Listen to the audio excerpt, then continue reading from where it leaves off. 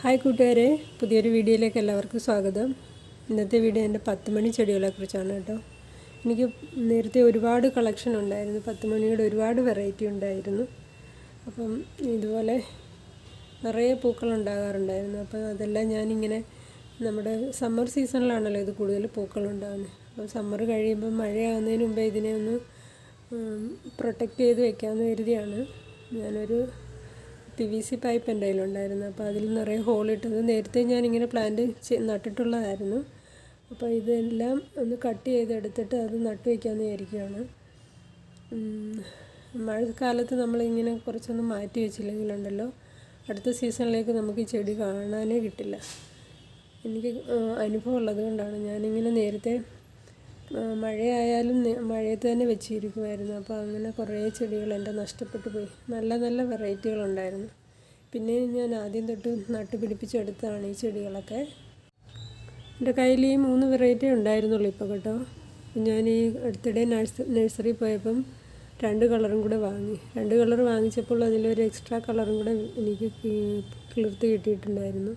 ഈ നാടൻ ഈ സിമ്പിൾ പിങ്ക് കളർ കാണുന്നില്ല, അതിൽ കുറച്ച് വയലറ്റും കൂടെ മിക്സായിട്ടൊരു കളർ വരുന്നുണ്ട്, ലൈനായിട്ട്. അപ്പോൾ ആ ഒരു വെറൈറ്റിയും കിട്ടി, യെല്ലോയും റെഡും കിട്ടി. അങ്ങനെ 3 വെറൈറ്റിയും കൂടെ എക്സ്ട്രാ കിട്ടിയിട്ടുണ്ട്. അപ്പം അതും എല്ലാം കൂടെ ഞാൻ ചേർത്ത് ഈ PVC പൈപ്പിൽ നട്ടു വയ്ക്കുകയാണ്. PVC പൈപ്പ് ആകുമ്പം കുറേ ഹോൾസും ഉണ്ട് ഇട്ടിട്ട് അതിൽ കുറേ ചെടികൾ ഒന്നിച്ച് നടാമല്ലോ. അപ്പം നമുക്ക് മഴയത്ത് അതിന് കുറച്ച് സ്ഥലം മതിയല്ലോ പ്രൊട്ടക്റ്റ് ചെയ്യാനായിട്ട്. അങ്ങനെ എടുത്ത് നട്ട് വയ്ക്കാമെന്ന് വിചാരിച്ച്. പിന്നെ ഇതിനെ പ്രൂൺ ചെയ്തെടുത്താലും അതും കുറച്ച് നമുക്ക് ഷെയ്ഡിൽ വെക്കണം. ഇപ്പം നിറയെ പൂക്കൾ വരുന്നതുകൊണ്ട് മഴ ഇവിടെ ശക്തിയായിട്ട് തുടങ്ങിയിട്ടില്ല. അപ്പം തുടങ്ങുമ്പോഴത്തേനും അതിനെ മാറ്റി വയ്ക്കാമെന്ന് വിചാരിക്കുകയാണ്. അപ്പോഴത്തേന് ഇത് ഒന്ന് നട്ട് പിടിച്ച് വരുമല്ലോ. അപ്പോൾ എല്ലാം കട്ട് ചെയ്തെടുക്കുകയാണ്. നിറയെ പൂക്കളുണ്ട്. തേനീച്ച ഇഷ്ടം പോലെ വരാറുണ്ട് ഈ 10 മണി പൂക്കളിൽ. ഇവിടെ എൻ്റെ ഈ അടീനിയം ചെടിയുടെ കൂട്ടത്തിൽ ഞാൻ ഇതാണ് വയ്ക്കുന്നത് കൂടുതലും. പിന്നെ കടുകിൻ്റെ ചെടിയും ഞാൻ വയ്ക്കാറുണ്ട്. കടുക് ചെടി നട്ടുമ്പോഴും അതിൽ നിറയെ തേനീച്ച വരാറുണ്ട്.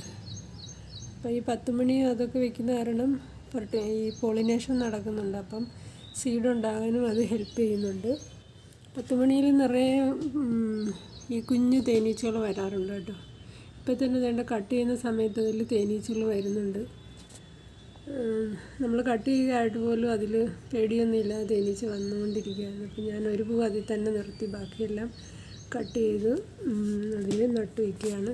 അപ്പോൾ അതിൽ കുറച്ച് മണ്ണ് മാത്രമേ ഞാൻ ചേർക്കുന്നുള്ളൂ. കുറച്ച് കമ്പോസ്റ്റും കൂടെ മിക്സ് ചെയ്ത മണ്ണാണ് കേട്ടോ. ഈ 10 മണി ചെടിക്ക് ഒരുപാടൊന്നും വളത്തിൻ്റെ ആവശ്യമില്ല. നമ്മൾ കമ്പോസ്റ്റോ അല്ലെങ്കിൽ കുറച്ച് ചാണകപ്പൊടിയോ ചേർത്ത് മിക്സ് ചെയ്ത് മണ്ണിൽ നട്ടാൽ മതി. അപ്പം ഒരുപാട് ചാണകപ്പൊടി ചേർക്കുമ്പോൾ അതങ്ങ് ഒരുപാട് ഗ്രോത്തിൽ വരും. അതിൽ നല്ലത് ചെറിയ കമ്പോസ്റ്റ്, മണ്ണിര കമ്പോസ്റ്റ് ഇട്ടാലും മതി. അപ്പോൾ അത് ചേർത്ത് ഞാൻ നടാറുള്ളൂ. അതിന് ശേഷം പിന്നെ നമ്മുടെ വീട്ടിലുള്ള ഈ ലിക്വിഡ് ഫെർട്ടിലൈസർ എല്ലാം സ്പ്രേ ചെയ്ത് കൊടുക്കാറുണ്ട്. അങ്ങനെയാണ് നിറയെ പൂക്കളുണ്ടാവും. ഒരുപാടൊന്നും വളം ചെയ്തില്ലെങ്കിൽ ഇതിലെപ്പോഴും പൂക്കളുണ്ടാകും. ഇടയ്ക്കിടയ്ക്കൊന്ന് പ്രൂൺ ചെയ്ത് കൊടുത്താൽ മതി.